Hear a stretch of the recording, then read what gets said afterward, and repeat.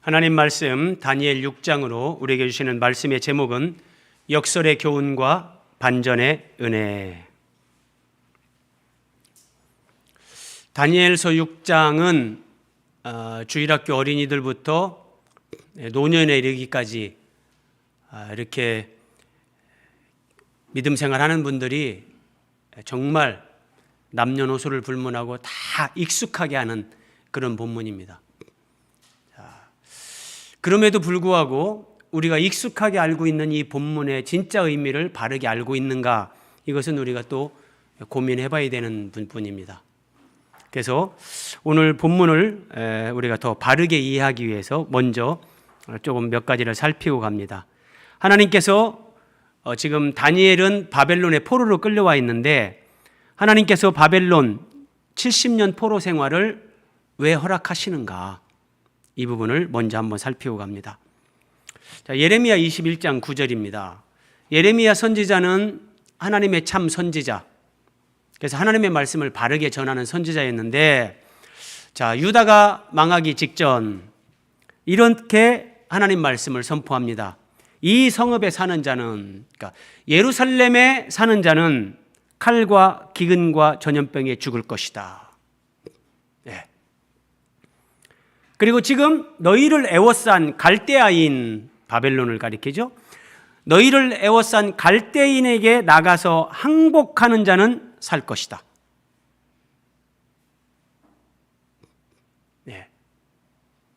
적국 바벨론에 하나님의 백성들에게 항복하라고 하나님 말씀을 전합니다. 이게 사람의 이성, 그냥 종교의 영역에서 이해하기 어렵습니다. 아니, 하나님이 하나님의 백성들로 하여금 어떻게 항복을 하라고 하는가? 차라리 결사항전, 목숨 걸고 순교하라, 이렇게 말해야 되는 거 아닌가? 네, 하나님은 이 성에 예루살렘에 남아서 살려고 하는 자는 죽는다. 그런데 항복하는 자는 살 것이다. 자, 예레미야 24장 5절 하나님이 이렇게 말씀하십니다. 내가 비록 그들을 바벨론으로 내쫓아 버렸지만, 잘 보세요, 그들을 변화시켜서 이 좋은 무화과 같이 되도록 하겠다. 하나님께서 좋은 무화과 한 광주리, 썩은 무화과 한 광주리를 다 이렇게 보여주면서 하시는 말씀이에요. 그러니까 예루살렘에 남아있는 자들, 그것을 우리에게 적용하면요, 그냥 예배당 뜰은 밟아요. 그러면서 그냥 종교 생활하는 거예요. 기독교라는 종교 생활하는 사람들은 다 죽는다.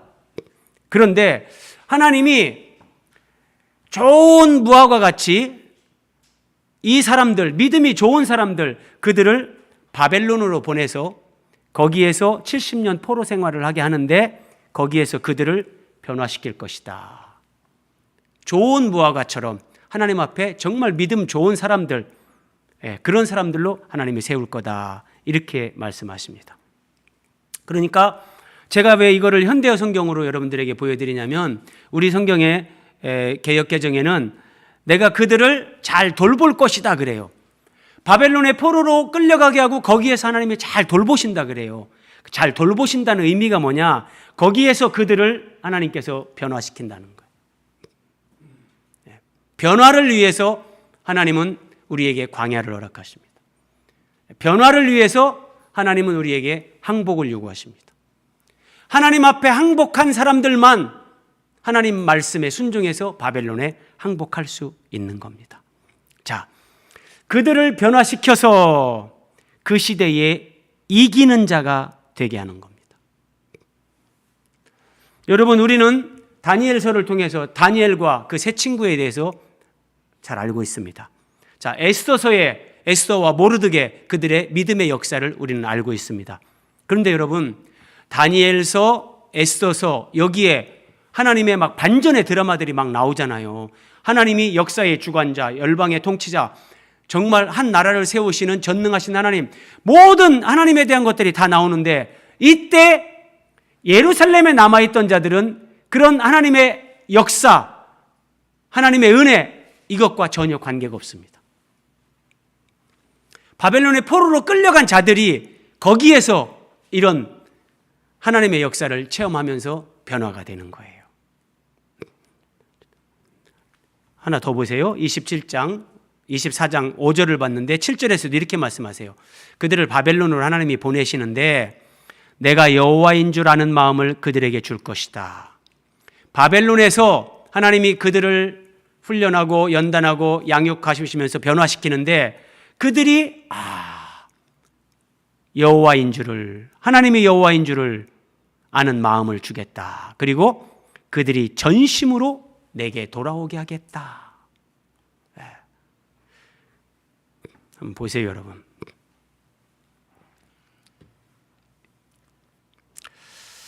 하나님이 바벨론의 포로로 끌려가는 자들, 그들은 그냥 종교인의 수준에 머무르는 사람들이 아니라 그 시대에 남은 자, 하나님이 남겨놓는 자들, 그래서 그 시대에 이기는 자, 그래서 하나님의 뜻을 이루는 사람들로 그들을 변화시키는데 어떻게 변화시키는가? 첫째는 하나님을 아는 마음을 그들에게 준다. 둘째는 전심으로 하나님께 돌아오게 합니다. 그래서 그들은 내 백성이 되겠고 나는 그들의 하나님이 되리라. 이렇게 말씀하시는데 여러분, 이런 말씀을 우리가 볼 때 여러분 이해를 잘 하셔야 돼요. 자, 그럼 이 말씀이 성취되는 것이 1차적으로는요, 바벨론에서 70년 포로기간 연단을 받고 그들이 예루살렘으로 돌아오는 거예요. 그러면 이게 하나님 말씀이 성취가 되는 거예요. 근데 여러분, 바벨론에서 이스라엘 백성들이 돌아온 후에 그들이 하나님 뜻대로 삽니까? 그렇게 못 삽니다. 그래서 구약은 항상 모형과 그림자예요. 바벨론에서 돌아오는 거 출바벨론, 출애굽은 이집트의 왕 파라오 사탄을 가리키죠. 사탄으로부터 벗어나는 구원. 자, 바벨론에서 돌아오는 거 출바벨론은, 바벨론은 세상을 상징해요. 세상으로부터 우리가 구원받는 거. 이런 의미들이 있는데 출애굽과 출바벨론은 실제가 아니라 모형이고 그림자예요. 그러니까 이것의 실제가 뭐냐? 그래서 우리는 신약 성경을 가지고 살아가는 우리는 참 복이 있는 사람들이에요. 자, 성경의 결론이라고 할 수 있는 요한계시록 21장에서 이렇게 나옵니다. 내가 보매 거룩한 성 새 예루살렘이 하나님께로부터 하늘에서 내려오니 그 준비한 것이 신부가 남편을 위하여 단장한 것 같더라. 네. 여러분, 이게 그들이 전심으로 내게 돌아온다. 이게 결혼할 때 신부가, 신랑이 그 배우자만을 전심으로 사랑하는 그거예요. 거룩한 성 예루살렘, 예수님의 신부가 단장되고 준비가 끝나는데 이게 단순하게 그냥 그런 것이 아니라 이 주님의 신부로 세워지는 사람들은 전심으로 그들이 하나님께로 돌아온 사람들. 이 전심이에요, 전심. 99%의 마음이 아니라 내 온 마음. 자, 그리고 그들은 내 백성이 되겠다 그랬죠? 보세요. 그들은 하나님의 백성이 되고 이 성취가 되는 거예요. 이렇게. 이게 실제예요, 실제. 그리고 나는 그들의 하나님이 되리라 말씀하셨죠? 이것이 이렇게 성취가 되면 나는 그의 하나님이 되고. 그러면 자, 여기서 하나님께서 그들의 하나님이 된다, 전심으로 돌아온다, 예수님의 신부가 된다, 이것을 다른 말로 하면 이겁니다. 이기는 자는, 이것을 가리켜서 성경은 이기는 자라고 합니다. 이기는 자. 이기는 자. 그래서 여기서 이기는 자는 우리가 예수 그리스도 안에서 예수 그리스도를 통해서 죄를 이기는 것이고 욕심을 이기는 것이고 세상의 가치 기준을 이기는 것이고 나 자신을 이기는 거예요. 그리고 사탄을 이기는 거예요. 이스라엘 백성들을 하나님이 이런 믿음의 사람으로 세우려고 하는데, 하나님의 자녀요 예수 그리스도의 신부로 세우려고 하는데 이스라엘은 이런 부분에 대해서 개념도 파악이 안 됩니다. 아, 우리는 하나님의 선민이다. 하나님이 우리를 특별히 사랑한다. 저 이방인들은 저 개 돼지만도 못한 것들 무시하고 멸시하고 그 교만과 착각에 빠져가지고 하나님의 율법을 오해하고 그냥 지금도 똑같지 않습니까? 그 주변 국가에서 뭐 하나 잘못하면 바로 그냥 폭탄 투하하고 사람 죽이고. 그래서 하나님은 바벨론에 포로로 끌려간 사람들, 항복하고 바벨론에 간 사람들을 이런 그리스도의 신부로 하나님의 자녀로 세우는 거예요. 여러분, 우리 인생은 여기에 초점이 있어요. 우리를 이렇게 세우기 위해서 부모를 통해서 하나님이 우리를 이 땅에 태어나게 하신 거예요.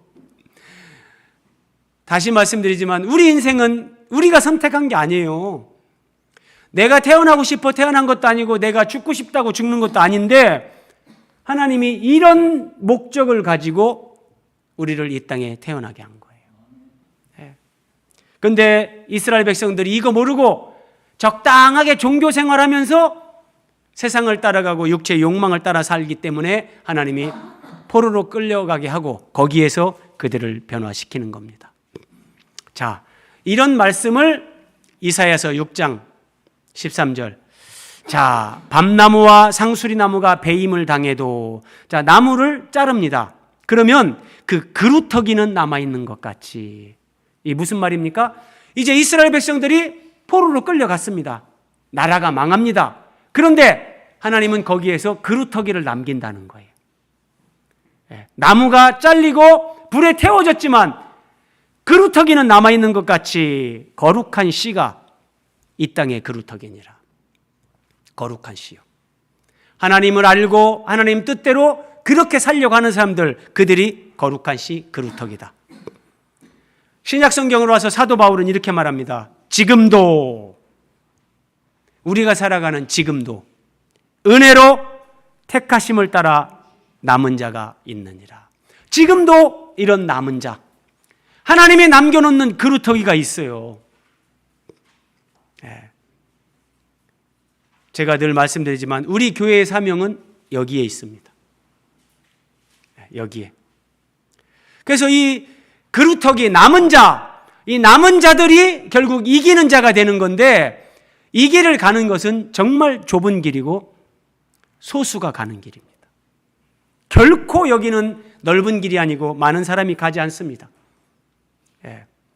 바벨론의 포로로 끌려간 하나님 앞에 전적으로 항복한 그 소수, 그들처럼 지금도 이런 하나님이 택한 남은 자가 있다. 자, 이제 바벨론의 포로로 끌려가서 이스라엘 백성들이 포로 생활을 하고 있는데 우리가 이제 수요일 날 살펴봤던 말씀 보세요. 그날 밤에 이게 이제 다니엘 5장에서 메네메네 데겔 우바르신 하나님의 손가락이 나타나서 이 벨사살 왕이 왕궁에서 잔치를 하는데 글자를 막 쓰는 거예요. 손가락이 나타나가지고. 그게 메네메네 데겔 우바르신. 하나님이 세어보고 저울에 달아봤는데 부족함이 보여서 이제 하나님이 벨사살 왕을 폐위하고 바벨론을 나누어지게 한다. 다니엘이 이걸 해석을 했는데 그날 밤에 갈대아 왕 벨사살이 죽임을 당합니다. 바벨론이 멸망하는 거예요. 바벨론이요. BC 539년 바벨론이 멸망해.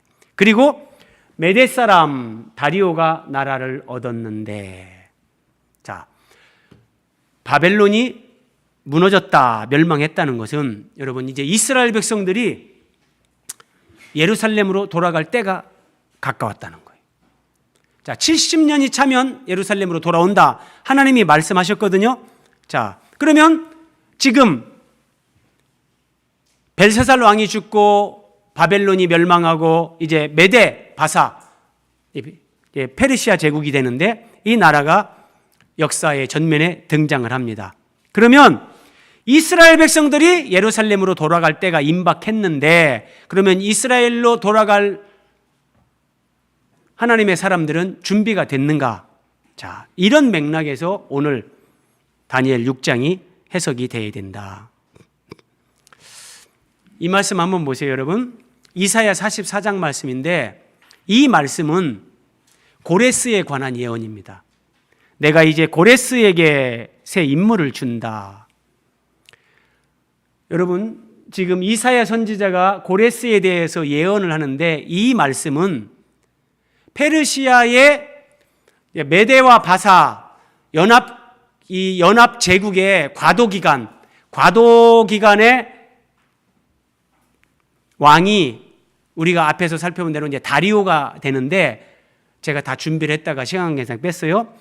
2년 뒤에 메대와 바사, 이걸 바사 제국 페르시아로 통합을 하는 고레스, 이 키루스 2세, 역사적으로는 이 고레스가 이제 왕이 되는데 이 고레스에 대해서 고레스가 태어나기 200년 전에 하나님이 예언하는 거예요. 여러분, 하나님은 정말 전능하시고 모든 역사를 주관하시는 분이에요. 고레스 태어나기 200년 전에 이사야 선지자를 통해서 이걸 지금 예언하는 거예요. 내가 이제 고레스에게 새 임무를 준다. 고레스가 이런 명령을 내릴 것이다. 예루살렘을 재건하고 성전을 다시 세워라. 고레스가 등장을 하면서 바벨론에 포로로 끌려온 이스라엘 백성들을 예루살렘으로 돌아가라. 그리고 가서 여호와의 성전을 건축하라. 이 명령을 내린다는 거예요. 어떻게 되는가 보세요. 역대하 36장. 바사의 고레스 왕 원년, 고레스 왕 원년, 그 왕이 되고 그 첫 해 원년에 여호와께서 바사의 페르시아입니다. 고레스 왕의 마음을 감동시킴에 그가 온 나라에 공포도 하고 조서도 내려, 잘 보세요, 예루살렘의 성전을 건축하라. 성전을 다시 세워라. 그대로 예언한 대로 그대로요. 그의 백성된 자는 다 올라갈지어다. 그래서 돌아가라. 포로로 끌려온 이스라엘 백성들에게 귀한 명령. 그래서 그들이 예루살렘으로 돌아가서 성전 건축을 다시 하게 되는, 이게 고레스 때에 실제 이루어지는 거예요. 여러분, 하나님 말씀을 알면 알수록 정말 전율을 느끼고 하나님 말씀 앞에서 정말 하나님 말씀이 진리구나, 이 감격이 밀려온다니까요. 성경을 모르면 어떤 감동도 느낄 수가 없죠. 이렇게 200년 전에 예언한 그대로 성취가 돼요. 그러니까 지금 이제 고레스가 바벨론을 무너뜨린 거예요. 그리고 이제 2년 뒤에 고레스가 통합 페르시아 제국의 왕이 되는데, 그러면 여러분, 이스라엘 백성들이 2년 뒤에 포로로 끌려온 사람들이 돌아가는 거예요. 그래서 그들에게 하나님이 메시지를 주기 위해서 다니엘 6장이 기록되는 거예요. 그리고 다니엘서는 12장까지 있는데, 여러분 우리가 보면은 2장에서 그 금신상의 꿈을 해석하는 거, 3장에서 풀무불의 기적, 이런 것들, 4장에서 다니엘이 또 메네메네 대겔 기적을 다, 이게 지금 이런 쭉 연속적인 기적이 나오는데, 다니엘서에서 나타나는 이런 기적은 6장이 오늘이 마지막입니다. 그 뒤에는 하나님이 역사 속에서 이루실 일들을 이제 환상으로 보여주는 것들인데, 이게 마지막 하나님의 표적이라고 보면 돼요. 다니엘 6장이. 그러니까 2년 뒤에 예루살렘으로 돌아가게 될 하나님의 사람들, 그들에게 각인시키면서 주시는 메시지. 그들이 돌아가서 성전을 건축하는데, 여러분, 진짜 예배당 성전 건축, 건물을 짓는 것이 아니라 자신들이 하나님 성전으로 세워지는 것, 거룩한 성, 새 예루살렘으로 세워지는 건데, 자, 그 시대에 남은 자들, 다니엘서 6장의 마지막 다니엘이 체험하면서 간증하는 이 말씀이 이스라엘 백성들에게 살아있는 메시지로 주어지는 거예요. 자, 오늘 다니엘 6장을 통해서 주시는 역설의 교훈과 반전의 은혜. 다리오가 자기의 뜻대로 고관 120명을 세워 전국을 통치하게 했다. 메대 바사 과도 제국의 왕인데, 이 다리오가 이제 제국 전체를 120개의 도로 나눈 거예요. 그리고 그 위에 총리를 3명 뒀어요.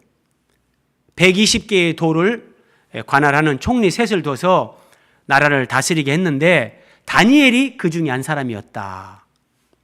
그런데 다니엘에게는 탁월한 영이 있어서, 제가 바른 성경으로 여러분들에게 보여드리는 이유가 여기에 있어요. 개역 한글 개역 개정 성경에는 다니엘은 민첩하여 그렇게 나오는데 이게 무슨 말인가 조금 더 선명하지 않아서, 자, 여러분 지금 다니엘 6장, 이때 다니엘 6장에서 다니엘의 나이가 몇 살 정도 됐을 것 같습니까? 이때 다니엘의 나이가 80이 넘었습니다. 80이. 자, 대략 다니엘이 15세 정도에 포로로 끌려왔다. 그렇게 학자들이 다 얘기를 하죠. 느부갓네살이 바벨론 왕으로서 43년을 통치합니다. 그리고 느부갓네살이 죽고 23년 뒤에 바벨론이 망합니다. 그런 나이들과 그런 기간과 다니엘의 원래 소년회로 끌려올 때 나이를 접하면 이때는 80살이 넘었어요. 15세 기준으로 하면 81세나 이렇게 됩니다. 근데 다니엘이 80 넘은 할아버지인데 다니엘에게는 탁월한 영이 있어서 하나님의 영이 다니엘 안에 충만하게 거하시면서 변함없이 그런 성령의 역사가, 지혜와 계시의 영, 이런 은혜, 하나님이 이걸 주시는 거예요. 그래서 이 다리오가 다니엘을 보니까 이 범상치 않은 사람이고, 그리고 여러분 바벨론의 멸망을 예언한 사람이 5장에서 바로 다니엘이에요. 메네메네 데겔 우바르신 벨사살 왕이요, 바벨론의 마지막 왕, 당신이 하나님 앞에 부족함이 보여서 교만한 거로 하나님이 당신을 이제 끝냈다. 그리고 바벨론이 나라가 나뉜다. 바벨론의 시대는 끝났다. 그날 밤에 메데 바사 연합군이 벨사살을 죽이고 바벨론을 멸망시키는 거예요. 이게 지난 수요일 설교랑 다 연결이 되는 건데 다시 말씀드립니다. 여러분, 수요일 설교 안 들으시면 여러분 큰 손해봅니다. 이 말씀이 연결이 다 되는 거예요. 어쨌든 이 다리오가 볼 때, 이야, 진짜 바벨론의 멸망을 예언하고 그대로 됐고, 와, 이 다리오가 다니엘에게 탁월한 영이 있어, 이런 느낌을 받는 거죠. 그래서 그를 세워서 자기 왕국을 다스리게 하려고 했다. 총리가 3명 있었는데 그 중에 다니엘이 1명이었는데 다니엘을 수석 총리로 세워서 나라를 다스리게 하려고 한 거예요.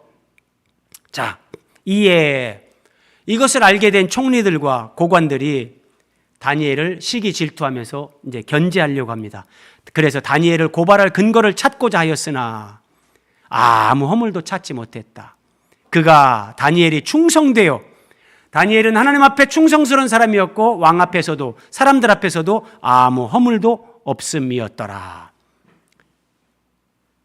정말 흠잡을 데 없는 그런 경건한 삶, 온전한 삶을 다니엘이 살았던 거예요. 자, 우리에게 한번 적용을 해볼까요? 지금 여러분 2년 뒤에 예루살렘으로 돌아가게 되는 이스라엘 백성들에게 주시는 마지막 메시지라고 보시면 돼요. 이게 그러면 하나님이 뭘 말씀하시냐? 다니엘이 자기 안에 탁월한 영이 있었다. 하나님의 지혜와 계시의 영이 충만해서, 오늘날로 얘기하면 성령 충만해서 늘 기쁨이 넘쳤고 얼굴이 빛났고 분별력이 있었고 막 지혜가 늘 넘쳤어요. 그리고 그는 하나님 앞에 충성스러운 사람이었고 아무 허물도 찾을 수 없는 사람, 대단한 믿음의 사람, 정말 경건하고 거룩하게 산 사람. 그런데 동그라미 3번 보세요.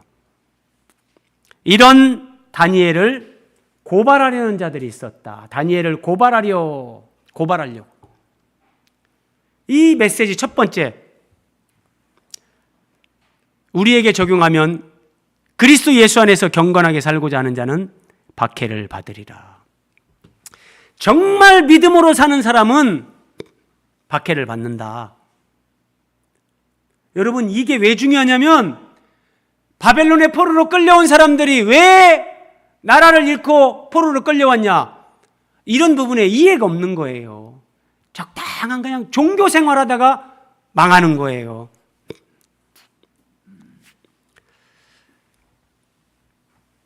다른 총리들과 고관들이 다니엘을 이게 왕한테 고발을 해서 이 딱 올무에 걸리게 해야 되는데 뭐 흠잡을 데가 없는 거예요. 그러면서 이 사람들이 한 가지, 그렇다. 다니엘 이 사람은 하나님의 율법에서 근거를 찾지 못하면 그를 고발할 수 없다. 뭐냐면 다니엘은 저거는 입만 열면 하나님. 예.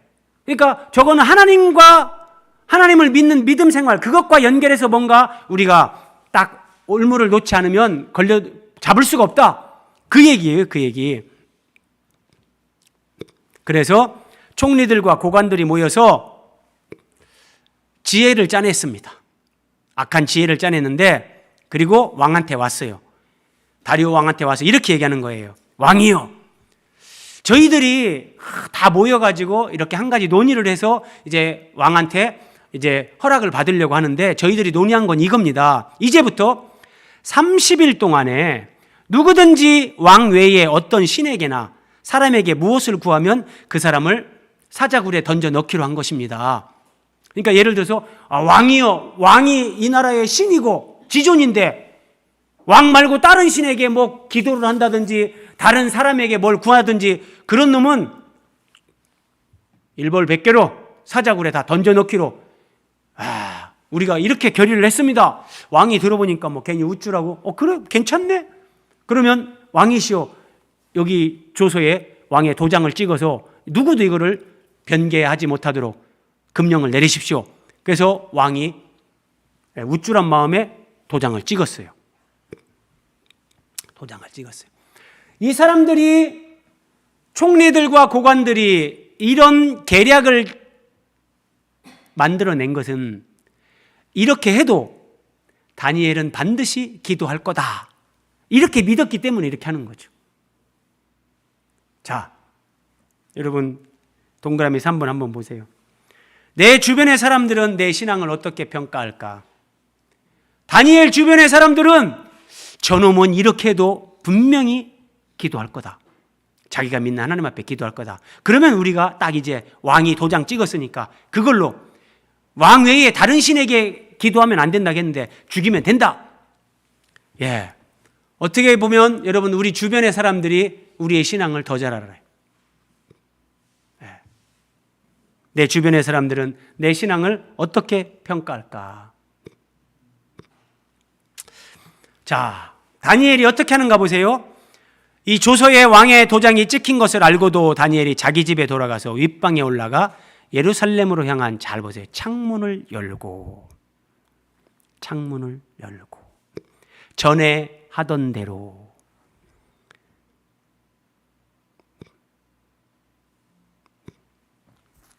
창문을 열고 예루살렘을 향해서 창문을 열고 전에 하던 대로 하루에 3번씩 무릎 꿇고 하나님 앞에 기도했다. 여러분은 이 10절 말씀에서 제일 중요한 게 뭐 같아요? 한번 봐보세요. 왕의 도장이 찍힌 것을 알고도 창문을 열고 전에 하던 대로 하루 3번씩 무릎 꿇고 기도했다. 하나님께 감사했다. 자, 여러분들은 여기서 어떤 게 제일 중요하다고 생각되십니까?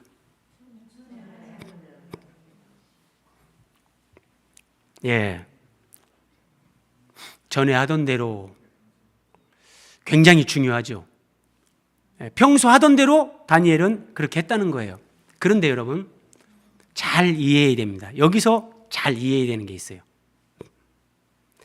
다니엘이 하루에 3번씩 무릎 꿇고 기도했고 왕의 어떤 금령의 도장이 찍힌 것을 알고도 다니엘은 전에 하던 대로 하루에 3번 무릎 꿇고 기도를 했어요. 그런데 다니엘이 기도한 것은 하나님, 이 문제 좀 해결해 주세요. 하나님, 나 이것 좀 잘 되게 해주세요. 여러분, 다니엘은 그런 기도한 게 아닙니다. 바벨론의 포로로 끌려와서 80이 넘은 나이에 하나님께서 행하는 모든 것들을 다 경험하고 체험한 다니엘이 뭐 지금 그때 뭐 돈을 더 달라, 뭐 편안한 삶을 살게 해달라, 뭐 그런 그런 기도 안 합니다. 이스라엘 백성들이 하나님이 말씀하신 그때에 돌아갈 수 있게끔 이 사람들이 잘 준비되게 해주십시오. 그리고 돌아가서 또 타락하면 안 되니까 정말 하나님 말씀을 바르게 알고 하나님 뜻대로 살아갈 수 있도록 도와주십시오. 이런 기도를 하는 겁니다. 이런 기도를. 그래서 동그라미 2번 보세요. 기도라는 행위라는 것보다 더 중요한 것이 하나님의 뜻을 아는 거예요. 하나님의 경륜을 아는 거예요. 하나님은 왜 세상을 창조하시고 왜 나를 태어나게 하셨는가? 이걸 아는 거. 이게 하나님의 경륜을 아는 거예요. 하나님의 뜻을 알고 그 다음에 하나님의 뜻이 이루어지기를 기도하는 것. 이게 다니엘이 한 하루에 3번 기도의 의미란 말이에요. 많은 설교자들이, 많은 그리스도인들이 이거 배제한 채 하루에 3번 기도했다는 거, 거기에다만 초점을 맞추는 거예요. 하루에 3번 기도하는 건 아름답죠. 그런데 그 하루에 3번 기도하는 것이 만약에 내 욕심을 이루기 위해서, 내 욕망을 이루기 위해서 기도하는 거라면 그 하나님 앞에 잘하는 거라고 할 수가 없는 거예요. 그래서 저도 처음 하나님 만나고 정말 10년 이상을 기도에 목숨 걸고 기도를 했었죠. 그런데 제가 지금 돌이켜보니까 진짜 처음 믿음 생활하는 사람이 예배당에 나오면 그 사람들을 기도하세요, 기도하세요, 기도하세요. 이걸 가르치는 것보다 더 중요한 건 하나님 말씀을 잘 듣고 배우게 하는 거예요. 그래서 깨달은 말씀으로 하나님과 기도하고 대화하게 하는 거. 이것이 한 사람을 참 성경적으로 바르게 세우는 거다. 제가 이런 깨달음을 뒤에 얻었죠. 자, 다니엘은 하나님께 기도하면 대적자들에 의해 자기가 사자굴에 던져지는 죽는 상황에 처해질 것을 다니엘은 알았습니다. 다니엘은 알았어요. 그러면 다니엘은 기도하면서 아니면은 이제 잡혀갈 때 아이고 내가 목숨 걸고 기도했는데 하나님이 안 지켜주나? 이런 수준이면은 이게 말이 안 되는 거예요. 자, 매우 중요합니다. 동그라미 4번. 다니엘은 지금 이런 일이 이렇게 전개되는데 자신이 죽는 상황에 사자굴에 던져지는 그 상황이 전개돼야만 이제 2년 뒤에 예루살렘으로 돌아가게 되는 자기 백성들에게 하나님이 정말 각인시켜주는 메시지가 여기서 이렇게 전달되겠구나. 이걸 다니엘은 아는 거예요. 그리고 또 하나, 이제 고레스가 왕이 될 때 다니엘이 이런 것들을 또 통해서 다니엘은 이제 고레스 그 원년까지 있었잖아요. 고레스가 이스라엘 백성들을 귀한 명령을 내릴 때 다니엘이 이런 직간접적인 영향을 행사하는 거예요. 그래서 다니엘은 여러분 지금은 잘 생각해 보세요. 바벨론에서 이제 이 메데 바사 페르시아 제국으로 이게 넘어왔잖아요. 이전까지는 바벨론 제국의 왕들 느부갓네살하고 다니엘 2장, 3장, 4장, 5장에서 벨사살 그랬는데 제국이 바뀌었어요.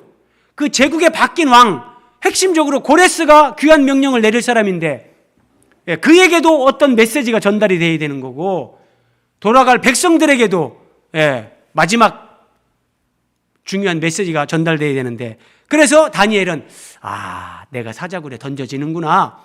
다니엘은 그걸 기대하는 거예요. 그러니까 아무 일도 일어나지 않으면 하나님의 역사는 이루어지지 않습니다.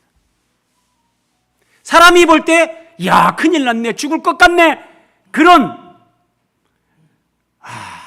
이런 절체절명의 상황, 그 상황에서 하나님은 반전의 은혜를 주시면서 메시지를 주는 거예요. 이걸 알면, 그래서 여러분 보세요. 5번 보세요. 그래서 다니엘이 창문을 열고 기도하는 거예요. 자, 다리오 왕 외에 어떤 신에게 기도하다가 잡히면 사자굴에 던진다. 왕이 도장을 찍어서 조서를 내렸어요. 이걸 다 알고 있어요. 여러분 같으면 어떻게 하실래요? 여러분은 창문 열고 기도하겠습니까? 아이고 하나님이 중심을 보시는데 그냥 커튼 살짝 치고 기도만 하면 되지. 뭐 그래 이럴 땐 지혜롭게 해야 돼. 다 그럴 겁니다. 근데 다니엘은 창문을 열었어요. 평소에도 열고 했을 수도 있지만 평소에 안 열었어도 의도적으로 더 여는 거예요. 왜요? 대적자들이 보게끔요. 그러니까 자기가 잡혀가야 뭐 하나님의 역사가 나타나고 이게 하나님이 주시는 놀라운 메시지가 된다. 이걸 다니엘은 아는 거예요. 여러분, 믿음이 이 정도는 가야 하나님이 뭔가 하나님의 뜻을 이루는 사람들로 쓰는 거지요. 아이고 뭐 사자굴에 던져지는데 아이고 하나님, 안 된다니까요. 제가 말씀드리는 이게 남은 자, 이기는 자. 예. 여러분들이 우리 교회 나와서 이 메시지를 듣는 사람들은 결국 걸음걸음을 하나님이 이쪽으로 인도하시는 거예요. 이런 사람이 되라고. 그래서 저는 10절 말씀에서 제일 중요한 게 뭘까? 기도를 강조하려면 전에 하던 대로 여기가 제일 중요하죠. 저는 개인적으로 하나님께 감사였더라. 이 뭐냐면 무릎 꿇고 기도했어요. 그런데 이제 창문 열고 기도했는데 분명히 저 사람들이 나를 고발해가지고 나는 잡혀가고 사자굴에 던져질 거고 하나님이 이런 일이 일어나겠네요. 아이고 하나님 감사합니다. 이게 하나님께 감사였더라. 이게요. 예, 이게요. 예.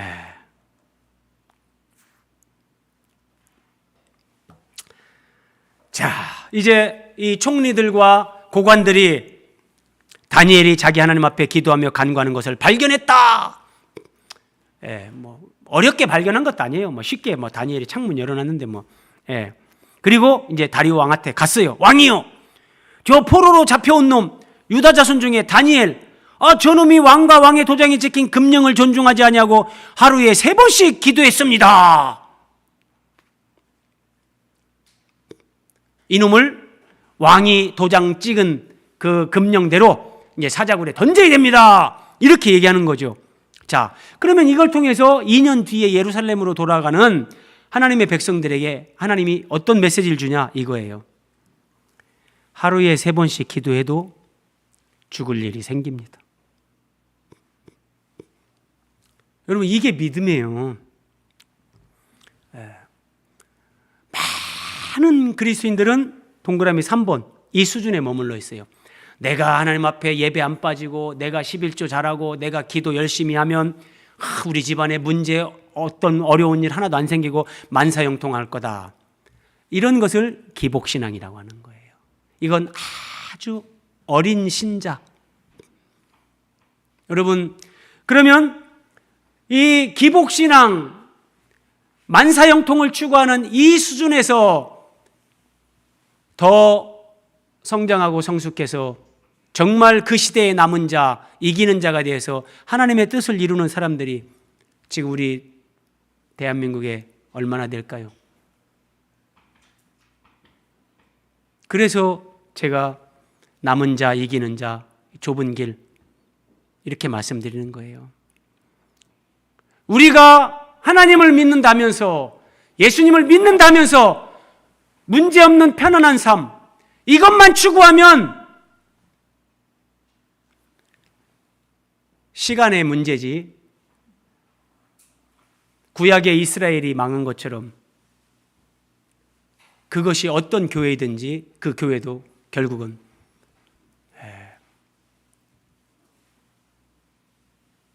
그 생명을 잃게 됩니다.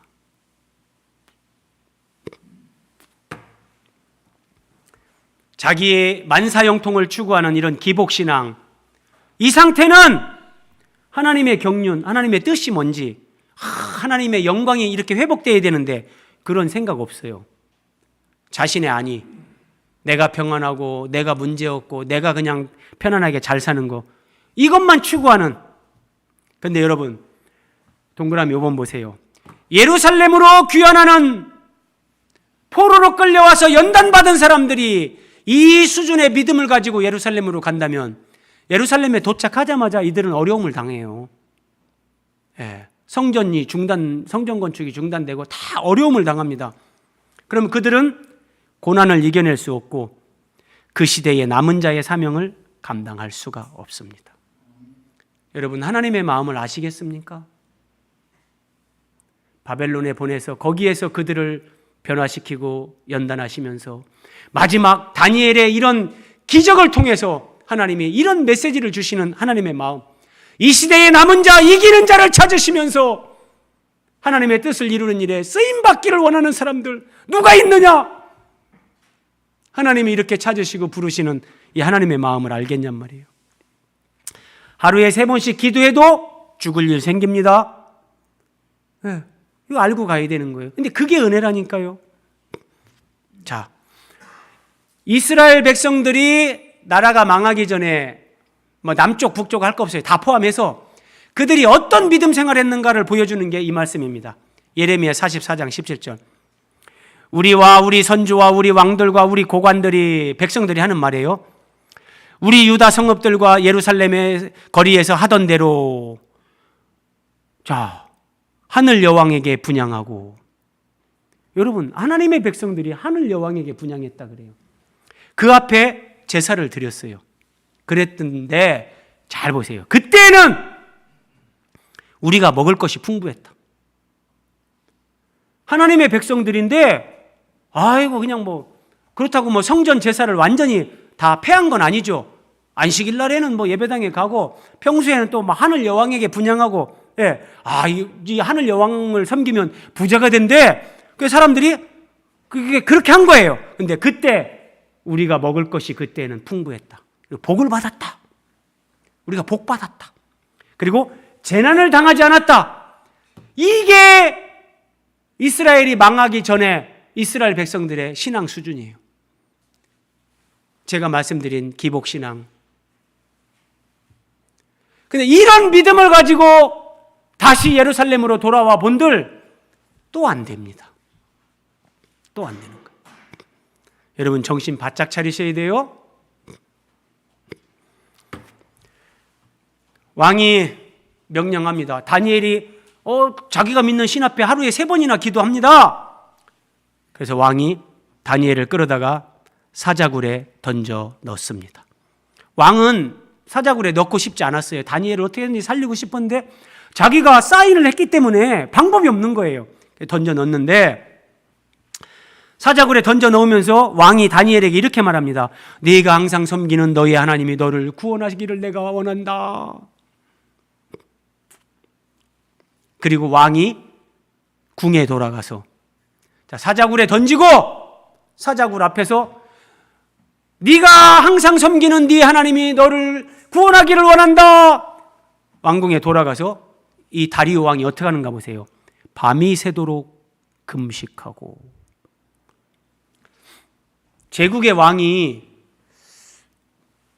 진짜 금식을 한 적이 있었을까요? 제가 볼 때는 최초의 금식일 것 같아요. 밤이 새도록 금식하고 오락을 그치고, 오늘날로 하면 금식하면서 TV도 안 보고 스마트폰도 꺼놓고, 다, 그리고 잠자기를 마다하니라. 막 드르렁 잠자는 것도 아니고, 저 다니엘이 살아야 될 낀데, 다니엘이 살아야 될 낀데, 뭐 이러면서 거의 우리식으로 얘기하면 뭐 하나님 앞에 중얼중얼 기도하면서 하룻밤을 새는 거예요. 금식하면서. 자, 잠언 16장에서 이렇게 말씀하십니다. 사람의 행위가 여호와를 기쁘시게 하면, 우리의 삶이 하나님을 기쁘시게 하면 그 사람의 원수라도 그와 더불어 화목하게 하시느니라. 하나님이 이런 은혜를 주시는 거예요. 다니엘이 하나님 앞에 충성스러웠고 왕 앞에, 사람들 앞에 아무 허물 없이 그렇게 충성스러웠어요. 그랬더니 이 다리오 왕이 다니엘이 죽는 걸 너무너무 안타까워하면서 오히려 다니엘을 살려달라고 자기가 기도하는 것 같이 이렇게 하는 거예요.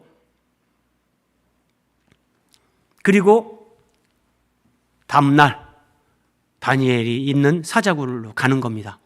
굴에 가까이 이르러서 슬피 소리질러 다니엘에게 묻되, 살아계시는 하나님의 종 다니엘아, 네가 항상 섬기는 네 하나님이 사자들에게서 능히 너를 구원하셨느냐? 이 살아있으면 내가 이렇게 하면 분명히 대답 소리가 들릴 거고, 죽었으면 소리가 안 들리겠지. 막 그런 마음으로, 하나님의 종 다니엘아, 하나님이 너를 구원하였느냐?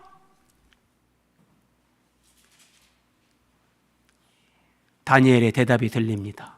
나의 하나님이 이미, 여기 이미.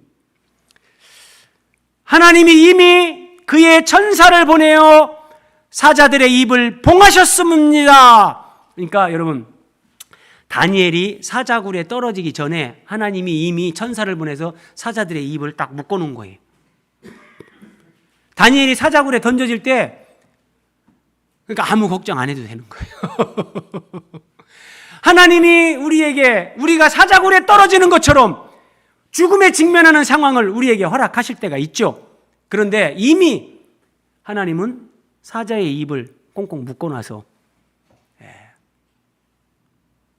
전혀 해치지 못하게 하나님은 다 예비하는 거예요.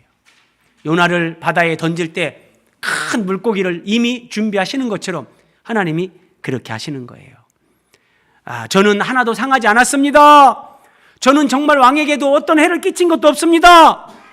그랬더니 자, 이 말씀에서 한 번 더 우리 적용을 합니다. 하나님은 다니엘의 이 간증을 통해서 이스라엘 백성들에게 이렇게 말씀하시는 거예요. 자, 다니엘이 사자굴에 던져졌지? 근데 죽지 않았다. 믿음으로 살면 죽을 것 같지만 죽지 않는다. 하나님은 자기를 의지하는 자들을 보호하시고 반드시 구원하신다. 그리고 또 이겁니다. 사자굴에 던져지는 것이 높여지는 것이다. 예. 사자굴로 추락하는 것 같지만 가장 낮아지고 그것이 하나님이 우리를 지극히 높이는 것이 됩니다. 죽는 것이 사는 것이다. 죽는 것이 사는 것이다. 우리에게 적용하면 우리 인생에 하나님이 허락하시는 그 십자가가 너의 영광이다. 이렇게 말씀하시는 거예요. 이런 믿음을 가지고 이렇게 준비돼서 예루살렘에 돌아가야 그들이 뭔가 하나님 뜻대로 살 수 있는 거 아니겠습니까? 이전과 다른 그런 백성들의 삶이 나오지 않겠습니까? 그렇잖아요. 이런 메시지를 하나님이 이스라엘 백성들에게 주시는 거예요. 이게 신약 성경으로 와도 사도 바울도 이렇게 고백합니다. 디모데후서 4장 17절. 주께서 내 곁에 서서 나에게 힘을 주심은 나로 말미암아 선포된 말씀이 온전히 전파되어 모든 이방인이 듣게 하려 하심이니, 잘 보세요. 내가 사자의 입에서 건짐을 받았느니라. 사도 바울, 내가 사자의 입에서 건짐을 받았다. 정말 하나님이 남겨놓은 남은 자, 하나님이 택한 사람들, 예수 그리스도를 따르고자 하는 사람들, 주님의 순결하고 거룩한 교회, 거룩한 성 새 예루살렘, 이 하나님의 계시를 보고 이 길을 가는 사람들, 그들은 사자굴에 던져지는 이런 것들이 허락되지만 거기에서 하나님이 우리를 건지십니다. 왕이 말합니다. 다니엘을 참수한 사람들을 다 끌어오라. 그 총리들, 고관들 다 불러오고 그들의 처자식들까지 다 데리고 와라. 그리고 그들을 사자굴에 던져버립니다. 그들이 굴 바닥에 닿기 전에 사자들이 그들을 움켜서 그 뼈까지도 부서뜨렸더라. 우리를 죽이려고 하던 자들을 거꾸로 이렇게 하나님이 원수를 갚으시고 우리에게 승리를 주십니다. 자, 하나님은 말씀하십니다. 다시 한번 보세요. 내 백성들아, 바벨론이 하나님 말씀대로 무너지는 것을 너희가 보았다. 금의 나라 바벨론이 무너지고 이제 은의 나라 페르시아 제국이 도래했다. 너희들이 봤지? 다니엘을 참수하던 자들을 하나님이 심판하시는 것을 너희가 봤지? 들었지? 현재의 어려운 상황, 너희들을 죽이려고 하는 그 대적자들 때문에 낙심하지 말라. 너희들이 예루살렘에 돌아가서도 어떤 문제에 직면해도 염려하지 마라. 하나님은 믿음으로 사는 자에게 모든 것이 합력해서 선을 이루게 하신다. 이 메시지 주시는 거예요. 이 메시지요. 그리고 다리오 왕이 다시 조서를 내려서 하나님에 대해서 이렇게 백성들에게 선포를 합니다.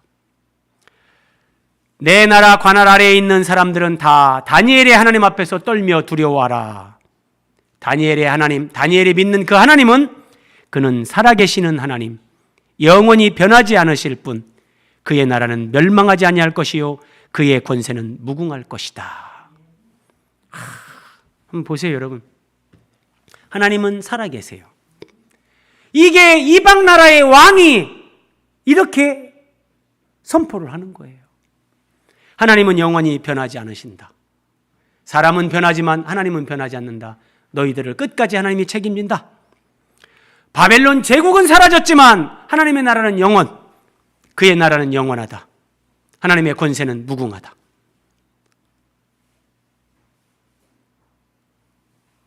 이방 나라의 왕의 입술을 통해서 하나님이 이런 분이시다 선포하고, 다니엘의 사자굴 체험을 통해서 믿음으로 사는 자들에게 이런 하나님을 믿고 두려워하지 말라.